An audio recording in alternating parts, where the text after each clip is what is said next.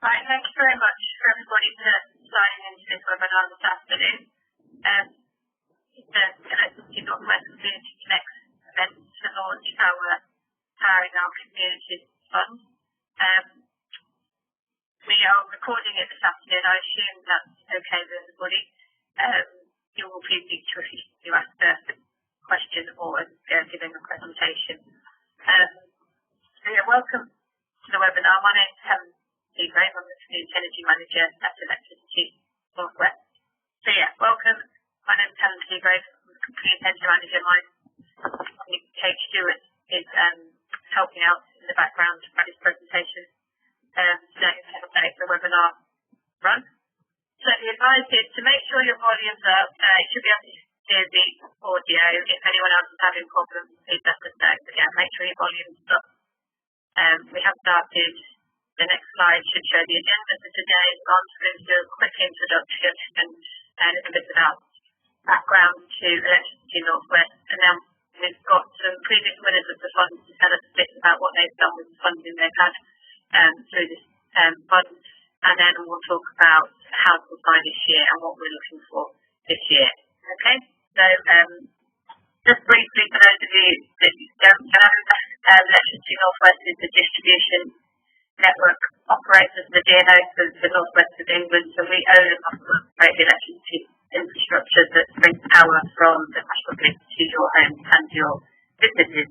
And we've had a strategy in place for a number of years now, which is looking at the top three issues that the sector has said is important to them.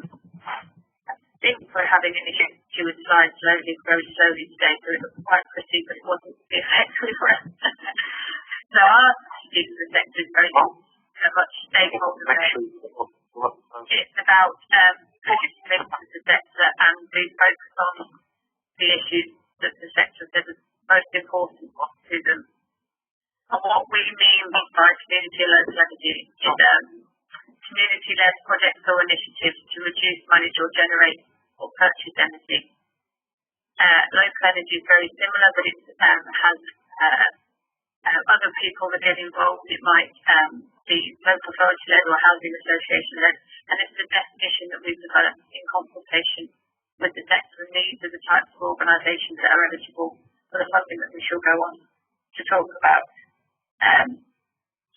The next slide will show us some of the highlights of what we've been able to deliver through our strategy to date. So like I said, we were the first DNO to publish Community and Local Energy Strategy back in 2018. And since then, we've been delivering a series of engagement events and programmes. We've engaged over 700 people. We've provided support to about 40 different projects in the region, and this fund is one of the major things we deliver through our strategy, as well as that engagement to keep us up to date with what's going on in the sector, what our customers and stakeholders want, and make sure our approach is support is appropriate. And then the next slide will show you a summary of the projects that we've been able to support to date through this funding. As you can see that there's a range of different projects that we've supported so far. Alston All Cozy Homes is looking at energy efficiency. Alston and Cumbria. The Eco Warriors project is working with Burnley Boys and Girls Club, using it young people, engaging young people in how to support the community on energy efficiency. Right over on the right hand side, we've supported Oldham Community Power with electronic displays in schools where they've already got solar power generation. But the next bit of today's event is for you to hear some of the projects themselves that we've funded and hear about what they've been able to deliver. And I think that's probably enough for me for now. So the first project I'm going to hand over to is Leslie Dixon from Youth Focus Northwest, who's going to talk about her POSH Light project. So thank you very much. Thank you. Hi everyone, I'm Leslie. I work at Youth Focus Northwest. And we were successful with some funding from Electricity Northwest, but a second part of the project called POSH Right. The first part was called POSH, which stood for Pioneers of Sustainable hope. So we are a youth voice organisation. We are based here in St Helens, but we work right across the northwest. We deliver a number of projects that help young people have a voice in decisions and matters that are important to them. We take part, or we support young people to take part in a consultation known as Make Your Mark, which happens every year across the country. Obviously, we are interested in the northwest. For a number of years, climate change, climate emergency has been a top item, propaganda item for by young people. So we know that the climate emergency is really important to young people. So that's why we started with in an area where around climate change and posh bites. So posh bites is an environmental project because young people want to do stuff around the climate, like I just said. Posh, it always stirs up a little bit of a debate. Some young people love the title, some young people don't like to be known as posh, but when we break it down, it's for pioneers of sustainability.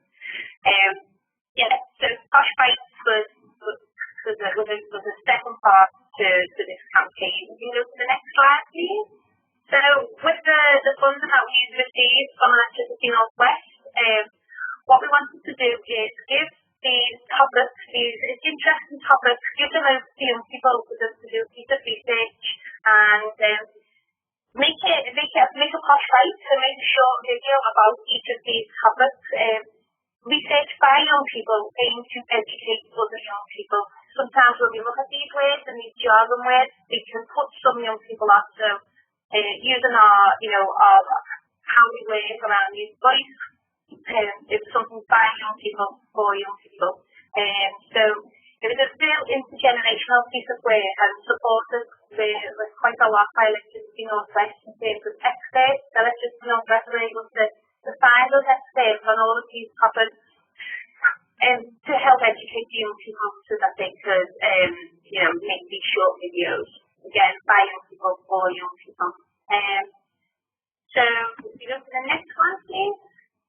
We're going to just show you a little video of what the Posh Bites, which is just brilliant. So we brought an expert to a meeting that obviously has been online, and I think the expert went away and was so inspired by the enthusiasm of the young people. So this was one of the short Posh Bite videos, so we can play that now.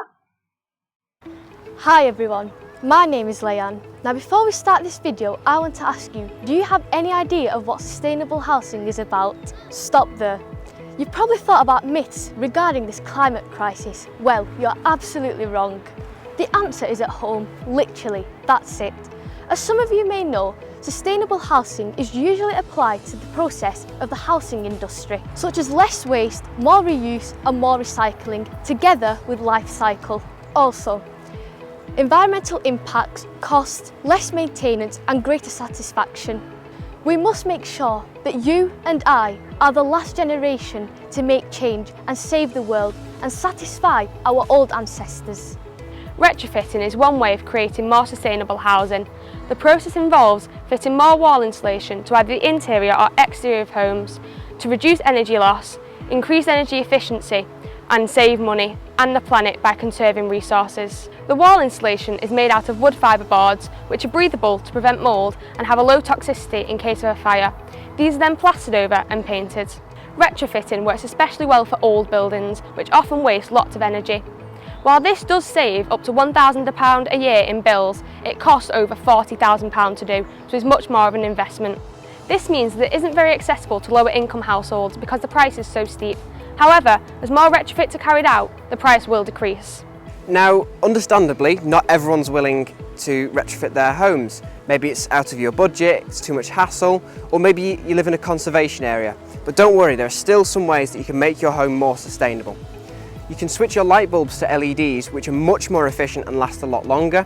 You can start buying reusable products such as reusable water bottles, or you can even become more water efficient by using a water butt in your garden, or by using water-saving shower heads, or even simply just turning off the tap when you're brushing your teeth. you can help conserve resources and help conserve water, which, as we know, is a very precious resource. As global temperatures continue to increase, so will the demand for water, so it's very important that we can conserve our resources. And if that doesn't appeal to you, you can also cut your water bill dramatically. We all have a part to play in making sure that this climate crisis doesn't spiral out of control. But as we know, the solution isn't complicated. It's all about making small changes to make a big difference. Thank you. So this project, like today, has been really inspirational and really massively supported by Electricity North West. So as well as me managing the project, we had two young leaders, co-leading the project. It involved 11 youth councils from across the North West. We had 7 energy experts pouring thought to the young people. In total, 55 young people created these short videos. But once they are launched, which will be in the next maybe couple of weeks, hopefully the reach will be really wide and lots more young people will know about these kind of topics. To get these videos, ready, we have to use Zoom. All this was done kind of online, but we ran 33 workshops to make it happen. So it's quite intense and during lockdown. So yeah, I think that's just testament to the commitment of the young people that we work with. And like I said, we brought adults together and young people are taught adults, and that's really, really powerful. And like I say, one of the guys, the guy that paid for the energy efficient home, he sent me a lovely email afterwards talking about how inspired and pleasantly surprised he was by the enthusiasm of young people to be talking about these topics. Once these videos are signed off as well, we'll be able to share them with schools, other youth clubs, and Electricity North West will be potentially using them as well. So yeah, we should have a real good reach once they're live. The next one, please. Okay, I absolutely love this. The beauty of working in a local level. So one of the projects was from Blackpool, one of those 11 youth councils, and they were talking about saving energy and fuel poverty. And I don't know, people might have heard the term, it's like Blackpool Tower in here, turn the lights off, and the young people really use that. They use their local kind of jargon and their local lingo on their video to help people, turn off the lights if you don't need it on, and don't put your heating on too soon, put a jumper on. I haven't shared that video, but as well as the video, the young people made a poster to support the video, just some tips on how kind of young people can be more energy efficient. So yeah, I mean, I really love that they brought that humour into it. That was really good. And again, by young people for young people. And I've already said really, young people made an impact on some of the adults that we brought together, made an impact on me as a youth worker since working with them beginning of this year really. I've stopped eating meat because of young people's impact on me, and I just think that's really powerful. We can't underestimate the power of young people, and that's why I know these videos, once they go live, they'll be well received by adults. So we're really thankful and grateful to Electricity North West for support and believing in young people for this big way. So that's all from me. Thank you. Thank you very much, Angie. It's great to hear about that project, and we'll share the links with everybody to the videos on their own screen. With technology that works hopefully. So now on to a completely different style type of project. Steve Ridley from the Loon Valley Community Trust is going to tell us about this project. So over to you, Steve. Hi there everyone.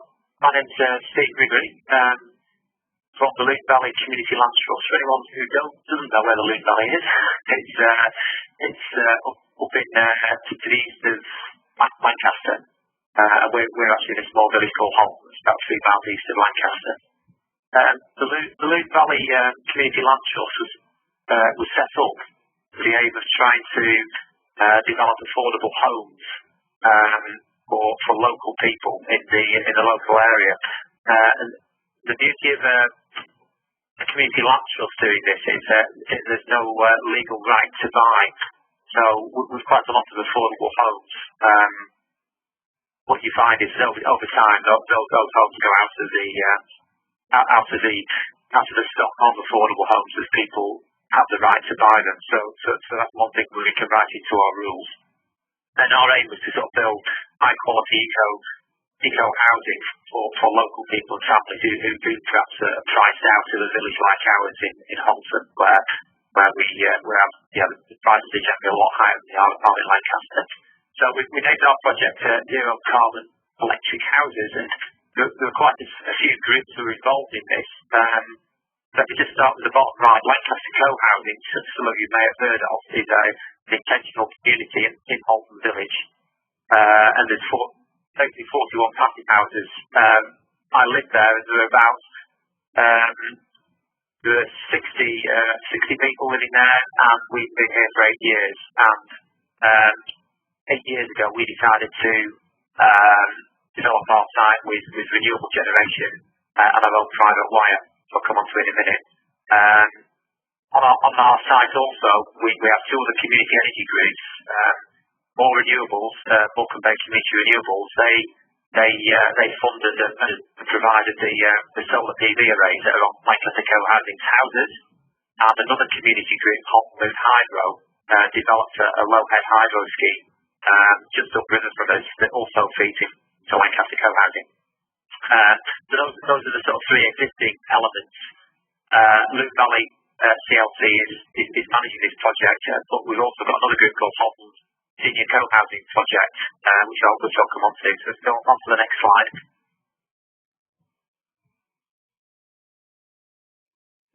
Go to the next slide, please. Yeah. So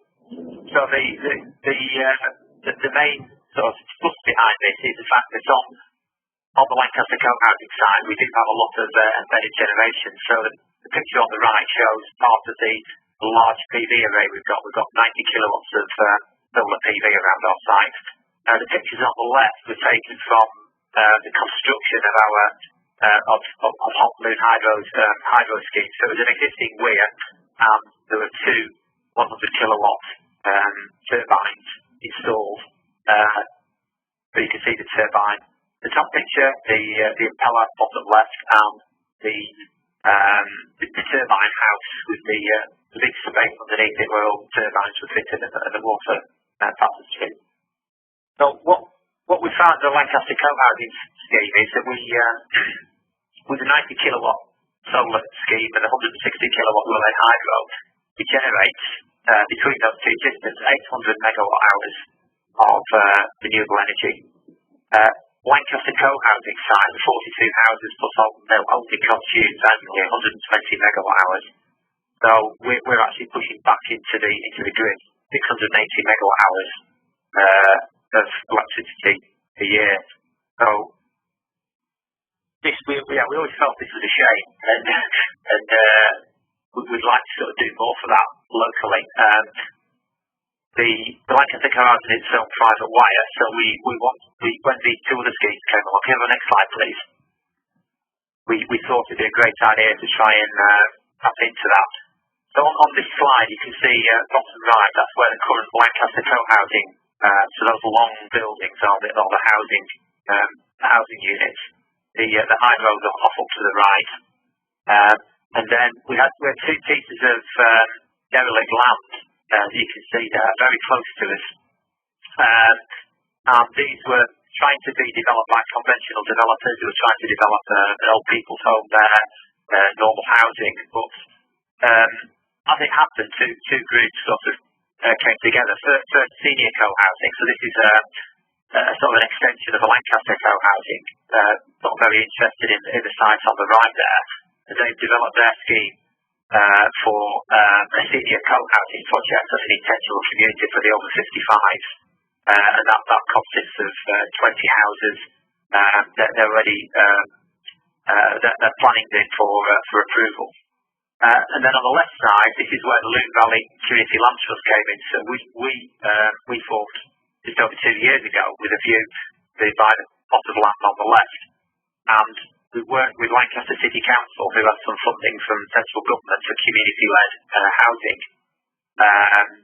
We, after the process, we made a partnership with South Lakes Housing Association. So we actually went out as a CLT to interview a number of housing associations, and we felt that South Lakes Housing Association sort of fitted our ethos. We partnered with South Lakes Housing Association. So now Luke Valley CLT and the Housing Association are developing that off on the left again. 20 homes built to massive house standards. So these developments are ongoing. The planning's in, and we should hear in October the results of that planning. We've got an option to buy the land, so things are progressing very well. Now, when the Electricity Northwest Empowering Our Communities fund came up, I'd always had in the back of my mind it'd be a great idea to extend the private wire to these two developments. But obviously it's very difficult trying to convince people that your idea is feasible. And with the funding from Electricity Northwest, what we were able to do, we were able to engage ACOM, who are a well-respected consultancy, to do a piece of work to look at the technical feasibility of connecting the Lancaster co-housing private wire to these sites. So that was looking at how the power is being generated, looking at our transformer, whether it was capable, looking at the energy demands of these two new developments and putting it all together. And we had great support from the Electricity Northwest engineers as well, who helped us look at the costs. And we were trying to, again, part of the story, we were trying to sort of compare standard connections with extending the private wire, because obviously South Lakes Housing Association want to make sure that their tenants are getting best value for money. So without the funding, we wouldn't have been able to engage, say, ACOM, and ACOM are providing that sort of detailed analysis and credibility to our study. Where we're at, yesterday I received the draft report from ACOM to review. I'm only going through that, but it does look like that this is very feasible. With minimal disruption, we can probably run a cable from our transformer, from our private wire to these two new sites and provide them with green renewable energy at a sort of competitive cost in terms of the capex and the opex. So yeah, it's all looking favourable. I don't think me trying to persuade South Lakes Housing or the senior co-housing group that this would work would have sort of been very good. It was only through the funding to be able to engage these professionals that we were able to get this report. I've got a board meeting tonight with the Luke Valley Community Land Trust, and we're hoping to sort of endorse moving this forward to the next stage, which will be detailed design work by both senior co-housing and the South Lakes Housing teams. That's me. Thank you very much. There's an opportunity for questions and answers when everybody's finished. If you got any questions, you want to put them into the chat function, we can answer them that way, if that's okay. But thanks, Steve, that's great, and it's good news that the reports have been back with us. Yeah. Excellent, good news. Right, so the next project we're going to hear from is Greater Manchester Community Renewables and Kate here to tell us about what they've done with their funding. So over to you, Steve. Thanks, Helen. Yes, so I'm Kate Eldridge. I'm a founding director of Greater Manchester Community Renewables, or we call it GMCR for short. I was previously a director of Stockport Hydro, and in my day job, I'm the company secretary for the Citrus Bank. So on the next slide, I can show you some pictures. We are a community energy scheme which installs solar panels on the schools and community buildings. As you can see, we've got panels on 9 sites across Greater Manchester, most of which are in Salford. We have panels on 8 schools and 1 community centre. But when I talk about schools in this presentation, everything I say does apply to community centres as well.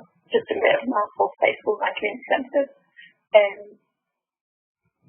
So yeah, the total capacity across those 9 sites is 350 kilowatt peak.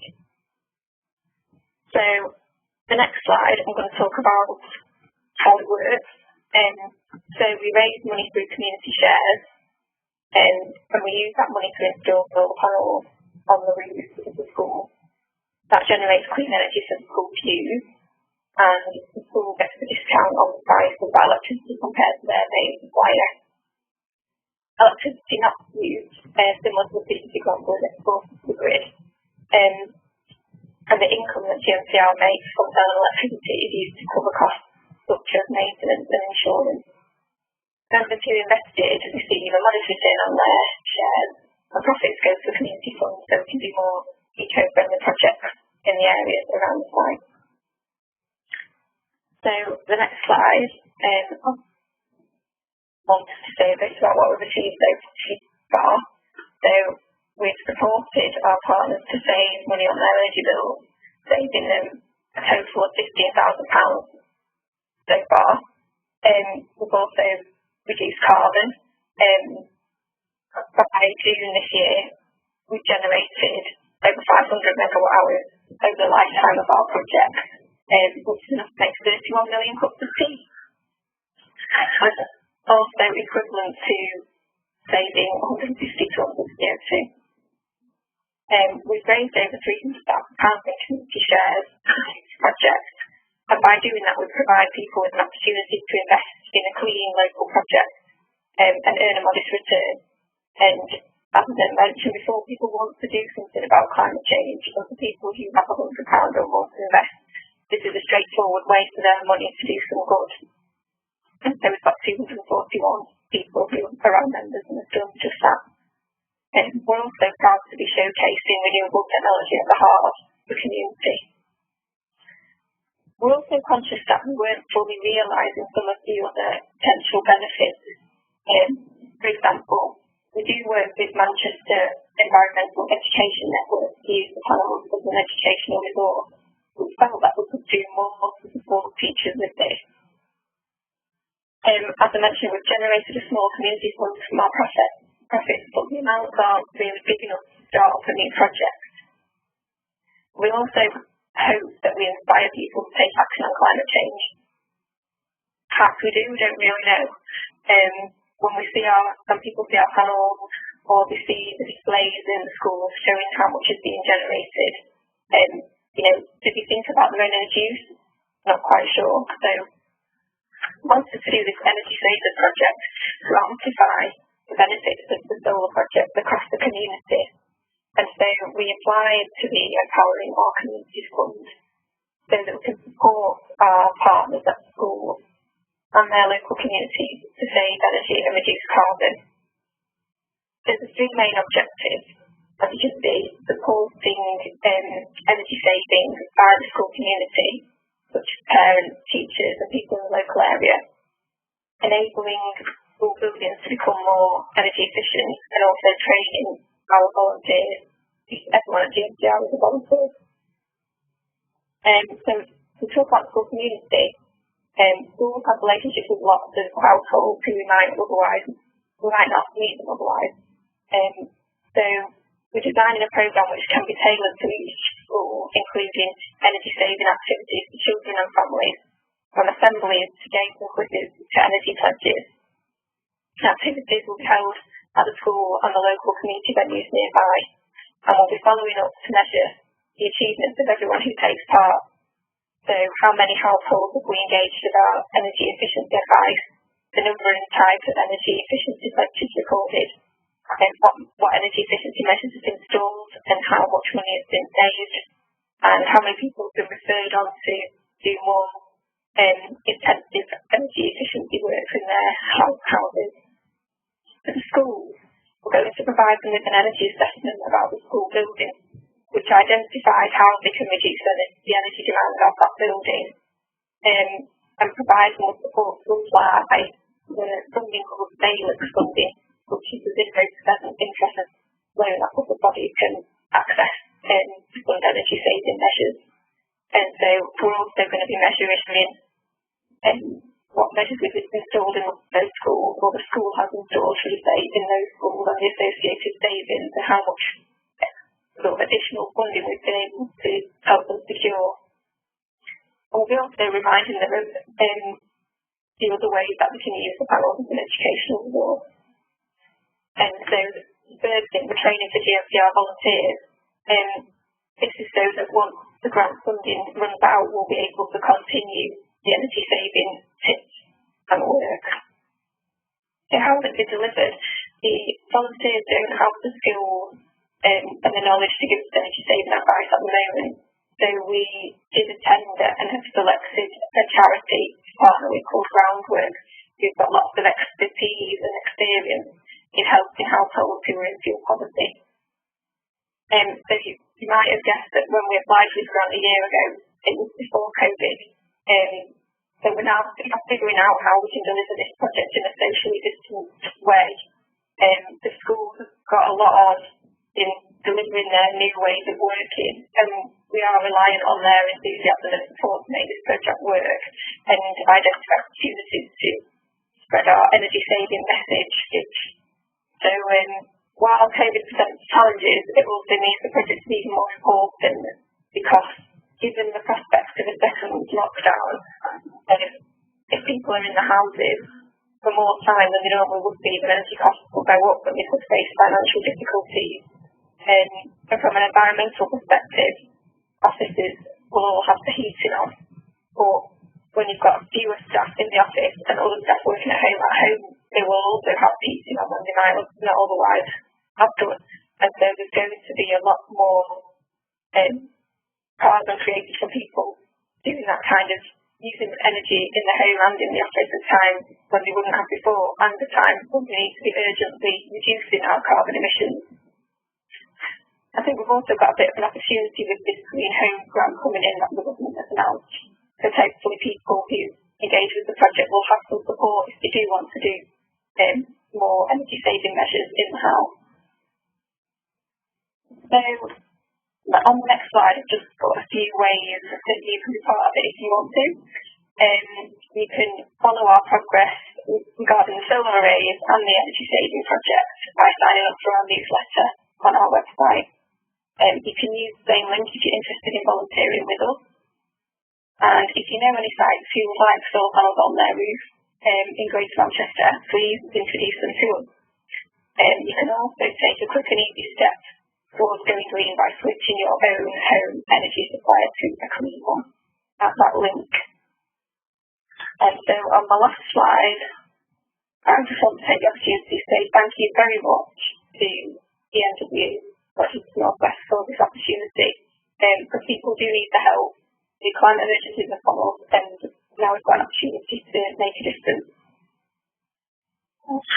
Thank you. I love that picture with all the kids and their project. That's great. Is that the one that won the UK Leaders Photo of the Year award? Yeah, that's the one. That was one of our launch events. That's a good picture. Thank you very much for your presentation. Great to hear about your project. So now on to the last speaker, who is Phil Davis from Learning Science and Nuclear Energy. This is the last example project we're going to have before I will introduce the fund for this year. Now, for this one, we need to share the transfer control over to Phil so he can share his slides by his machine. So hopefully, I've been struggling to understand what the Northern Powerhouse is. I live up here in Cumbria, and Burnside Community Energy is just north of Kendal, but it just dawned on me what the Northern Powerhouse is. And it's people like Leslie and Steve and Kate with their just inspiration and engagement with young people and community. You are the Northern Powerhouse. Honestly, it's great. I've now got it. The penny's dropped. So well done. Well done to you all. It really doesn't read up here, and now it has. Thank you. I've actually put a lot of slides together, not because I'm going to go through them in detail, because we've got 10 minutes. I'm going to rattle through them, but I put them together just because they do provide a a resource of information for you. So forgive me if I do go through them quickly, but I hope that some of you that are interested in our journey and the way that Electricity Northwest have helped us will come back and refer to them. So I'm a director and a founding member and director, and I know that we've got another founding director with us on this webinar. So let's see. Burnside is a small village just north of Kendal, and I suppose this story all began back in about 2012-13 when the community, the parish, the residents association, trusts and landowners came together and tried to develop a shared vision of what they wanted for Burnside in the future. And that was somewhere they could be proud to live and to work, a sense of place. And as part of that vision, they decided that actually they would really like to see a community-owned renewable energy program where the community is engaged and where the profits from that community energy comes back into the community, like Greater Manchester has just mentioned there. I'm going to skip through the first bit because actually it's on our own. In 2015, on October the 10th, we stood up in the village hall with Tony Hill, with Mark Crocker, and with some members of the community, and shaking in my boots, we launched a share issue for £250,000 for solar PV on the roof of our local mill. And it was with great trepidation that I looked at the website the next day to see how much we had invested. And it was only the three of us that had invested. And I felt the tumbleweed go over my feet and through the corridor. And I just wondered what on earth we had done. And 6 days later, we had raised £291,000, most of within 3 miles of Burnside. We actually had to give £41,000 back, which we didn't need. And it was just the most inspiring response from the community that we could ever have.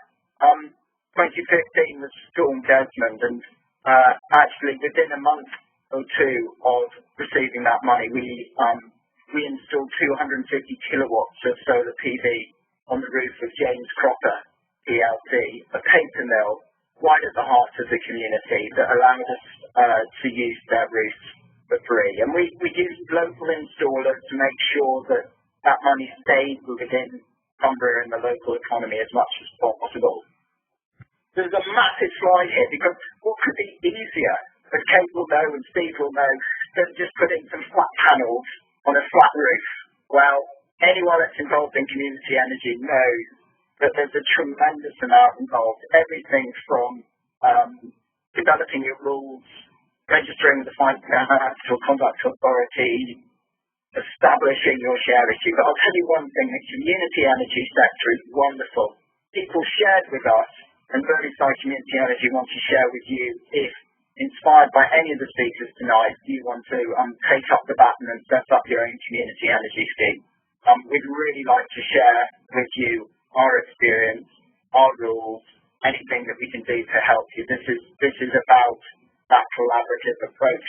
But there's an awful lot in there that we struggled, we strained, and by last year we'd actually raised another £330,000, and we've now got nearly 700 kilowatts on the roof of James Crocker.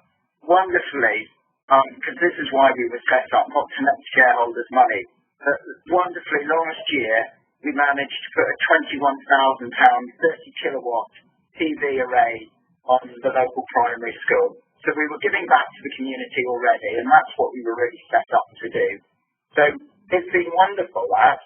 I would like to have just all rested on the laurels of our success, but no such luck, because the clamour amongst the members and within the board was actually to see whether we could do something more than just putting the flat panels on the roof. we have got potentially another share offer this year. We're just looking at the financials of it. But anyone who's out there thinking, oh yeah, but they did it during the fit period, it was all right for them. You're looking at a post-fit share offer. So these things can still happen, and you can still set them up and pay your investors and return money into the community. But this is the point that I want to make, is that with this capacity and this ambition that was fired off from our success, actually we wanted to do more. And there was a discussion within the community and amongst some of the landowners about developing some residential areas in the community. And those landowners came to BCE, to Burnside Community Energy, and said, wouldn't it be great if you could generate, supply, and manage that energy? Could you do it? And I think we all looked at ourselves at the board and thought we're quite exhausted. But you know what? This is a challenge we're absolutely up for. But how on earth are we going to do it on our own? You know, we're volunteering in the parish and doing lots of other things. And it's really absolutely through the Electricity Northwest Powering Our Communities Fund that we've been able to employ some specialist quantum strategy and technology to help us understand how we can establish an energy services company to supply the new homes, potentially to own some of the energy generation, look at private wire, look at energy storage, look at electric vehicle charge points. How on earth are we going to design this? And of course, a bit naively, certainly for me, I thought, well, it's just going to be another case of flat panels and flat roof. Well, of course, this is entirely a different scale altogether. It doesn't keep me awake at night, but it certainly gets me up in the morning, shall we say. So I put the details of quantum on there. Some of you will know Jill and Louise. They're absolutely leading lights, along with Steve Wrigley and others in our region. Absolute experts. So we knew at the centre of the village there was this paper mill. We looked at some of the assets, the waste heat, the potential to put in solar PV either on the houses or ground-mounted PV. I've mentioned already this menu of things that we want to do, and really this is what the Electricity Northwest Powering Our Communities Fund is allowing us to do, is to do a real deep analysis and assessment to make sure this is viable, but not just financially viable or technically viable, but we actually have to understand everything, the depth of this, unless we're going to get in too deep and find ourselves in a mess. So we need to understand the contracts, but potentially with the householders, we understand the regulations with Ofgem. We need to work with our distribution network operators like Electricity Northwest. We need to work with the landowners. We need to know as much as we can, and their fund is helping us to do that. So we want those homes to be zero carbon. The landowners do as well. But we want to make sure that there's a community benefit that's beyond just those people that moved into those new homes. So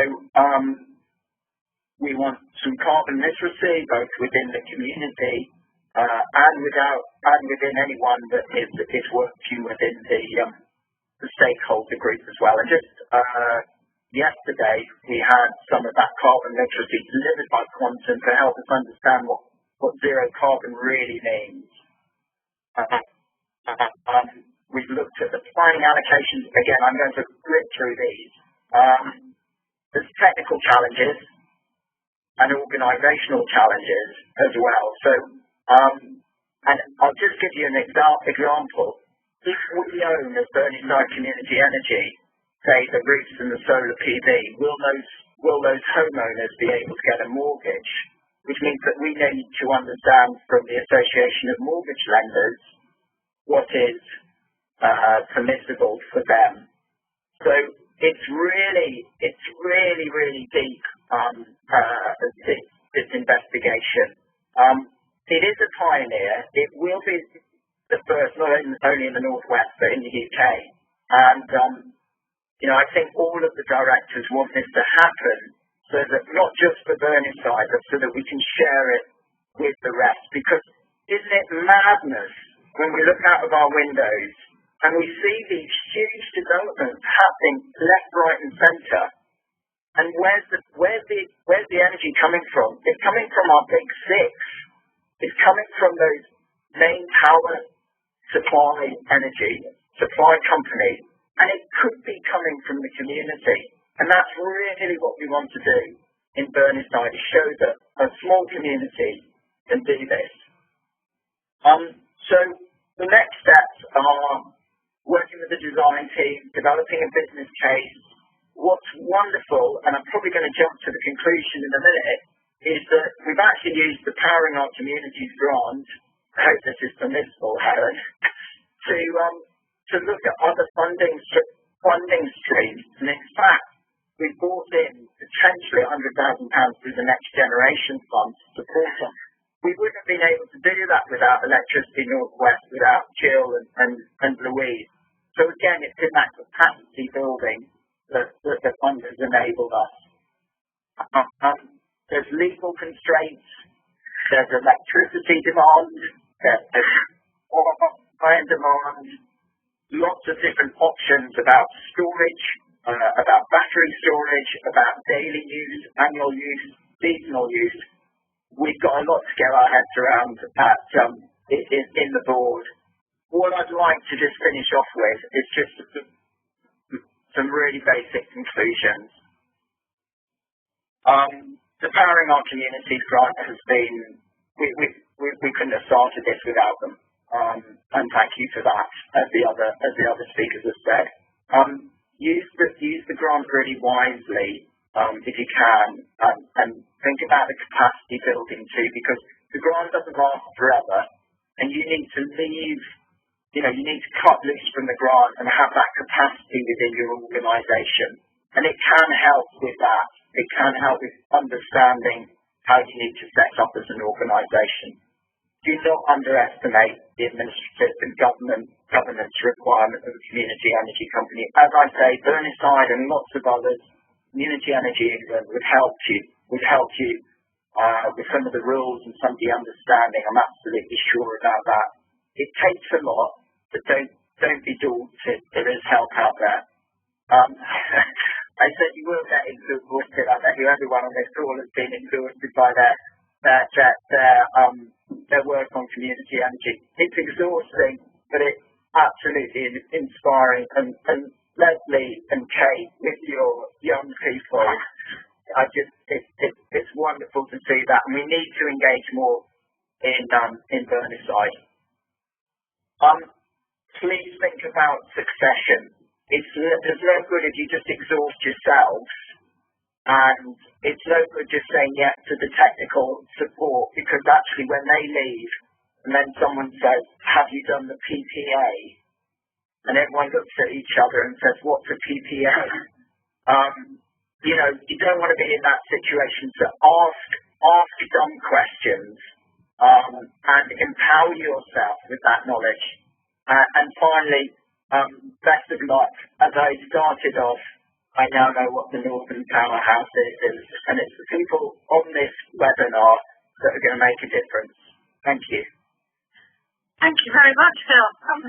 That was great. I wanted this presentation to stop it to be inspiring. I think you've all delivered very good answers from the video, which I think is probably partly for Steve. Do you think the model of co-housing could be made more popular with local planning departments so that local community energy sharing become a reality? What's your experience, Steve, with how co-housing has gone down with your local planning department? Do you have any thoughts as to why it's not, there isn't more examples of it? I think we've got one of our local councillors on this call, Kevin. But I think certainly through the engagement that Trinity Lancers has had with the council, they're very supportive of the how they like the co-housing model. We've been here now for 8 years, and I suppose they know they've watched us develop. And certainly when the senior co-housing scheme was mooted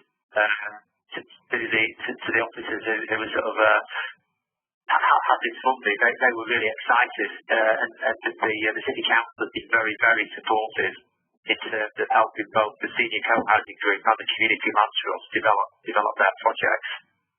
So I'd say, yeah, it is a good model, and I think, you know, in terms of community energy, the way it is an intentional community coming together with people have the sort of similar ideals and aspirations, it just sort of makes it all work a lot better. So yeah, it is a good model, and I think you know, it's something that we sort of we're sort of telling people all the time about the benefits, but yeah, it does fit well with the community energy too. So both yours and Phil's projects are looking at local supply and how to embed community energy into housing projects. Vivian also asked a question about that, and your presentation still touched on that. I wasn't supposed to go into that now because it's quite complicated, but there is quite a lot of information in the community energy section of our website if anybody's interested in the various different options for local supply, and your presentation did include some of that information. That's called for questions, and whilst I say that, there's also been in the question a fund for the Rural Community Energy Fund, which is another fund that's available to give grants for community energy groups in the rural part of the North West. Up to £40,000 feasibility study, and that's £100,000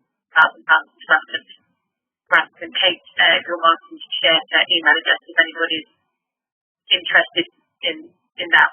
So if we can move on, if there's any more questions, I'll move on to telling you about. Howard, I just read Lydia's question again, but I think, yeah, I mean, she notes about what are the blocks in putting local energy.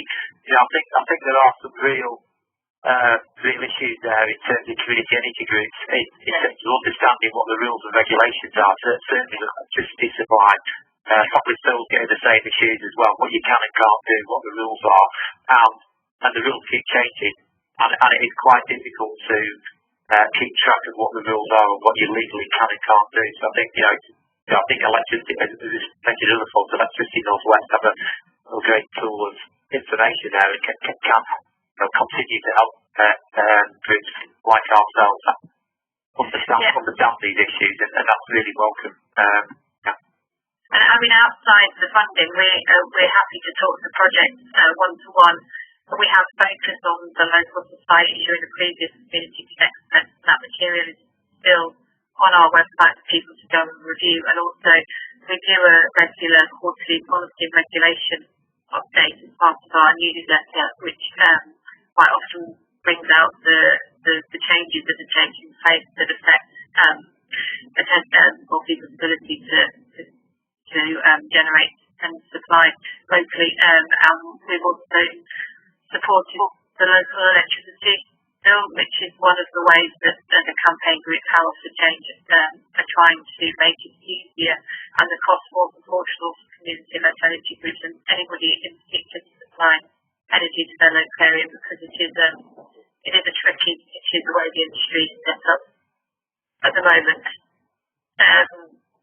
Right, but if, like I said, we're happy to spend some more time on that, but given the time we are at with this webinar, if we can move on to the next few slides, I can introduce this year's Paracon Community Fund. So, as with previous years, there's up to £25,000 available, with taking between £1,000 and £20,000 available for that project. So, yes, you can bid for any amount within that range for what's suitable for your project. The deadline is 6th of November. All the materials you require are live on our website. So there's an application form, guidance, the criteria in a bit more detail, and the grant funding, a copy of the grant funding agreement with we will ask you to sign to make sure you're comfortable with that as you continue your application. So who can apply? It's open for any organisation that can demonstrate their community involvement and local benefits. So I've listed a number of organisations here that should have no problem being able to demonstrate those criteria. And in terms of eligible activity, we're really open to suggestions and ideas. We don't want to limit people's manifestations or innovations, but we have made a few suggestions of eligible activity just to try and get some ideas for what you might want to do. So producing materials, supporting staff or or technical expertise, potentially buying equipment or doing some research. So if we can move on to the next slide, we can see what criteria we would like projects to focus on this year, which is in terms of we're looking for projects that meet one or more of these criteria. Perfectly acceptable just to meet one of them. So we're looking for projects that are investigating or delivering new ways of working. So, for example, both the Burnley site and the Loon Valley Future Trust project would be an example of a project that would easily meet that criteria. We're looking for projects that potentially scale up delivery of a community or local energy group or projects. That could be an existing project like the Greater Manchester Community Renewables one. We're helping them to scale up the delivery of their impact, or it could be a new group that wants to get off the ground and funding could potentially help with that. Or we're looking for projects that engage communities to ensure no one gets left behind in the energy system transition. So projects like the Youth Process Northwest one that focus on young people who might not be thinking about these issues or engaging with them is an example of a kind of project that might meet that criteria, but there's lots of other examples of different parts of the community that may not be engaging with the opportunities that the energy system transition brings about, and projects that could focus on those parts of the communities would be eligible under that criteria. But I don't want to limit your imagination. These are the kinds of things we're looking for, but please think forward projects that you think need them and tell us how that is the case. So as we move on to the next slide, I think I've just got a bit of information about the application process. It's really quite straightforward. Download the application form. It's a Word document, so you can fill it in on a computer. Hopefully it's compatible with all formats. There is criteria and additional guidance on there, but there's also an opportunity to submit questions and answers if you've got any points, clarification or any questions you want to ask. We will assess the applications using an advisory panel that has members both from Specialty Northwest and from other organisations as well. We tend to meet in December. I'm hoping to stick to our normal timeline, although we'll probably all be meeting remotely. And therefore we'll let successful projects go in early 2021. So I think, moving on to the next slide, apart from launching a poll, now just to ask you for some feedback on today's session, which I expect to do for us, and maybe take any questions that anybody's got on that application process or on anything that you've heard so far today. Fine. Thank you very much, everybody. Thank you again to the speakers. I hope we've given some of you some inspiration. I look forward to receiving your application. And like I said, if anyone's got any questions or to read through the information, please let us know. And good night. Enjoy your evening. Thank you.